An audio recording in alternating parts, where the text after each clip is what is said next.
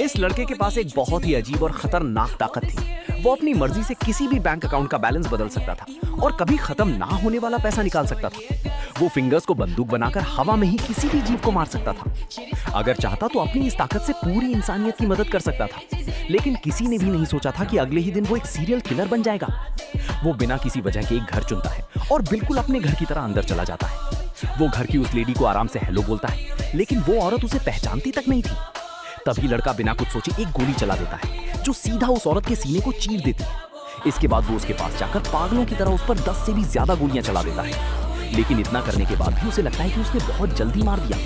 उसके हिसाब से इसमें कोई मजा ही नहीं था। फिर वो बाथरूम में जाता है जहां एक पिता और उसका बेटा नहा रहे होते हैं। आदमी उसकी बात पर यकीन नहीं करता और अपनी पत्नी को पुलिस बुलाने के लिए आवाज लगाता है, लेकिन अगले ही पल उसके पीछे की दीवार की टाइल्स टूट जाती है। तब उसे समझ आ जाता है कि ये लड़का सच बोल रहा था।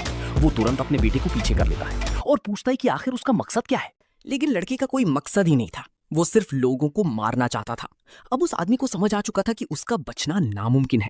वो हाथ जोड़कर अपने छोटे से बेटे की जान बख्शने की भीख मांगता है, लेकिन लड़का सीधा मना कर देता है। वो आदमी दर्द से चीखने और रोने लगता है। वो अपने बेटे को बचाने की कोशिश कर रहा था, आखिर वही उसके बेटे की मौत की वजह बन जाता है। लड़का पूरा मंजर खड़े होकर देखता रहता है। उसके चेहरे पर खुशी साफ नजर आ रही थी। आखिरकार उसे जिंदा होने का असली मजा महसूस होने लगा था।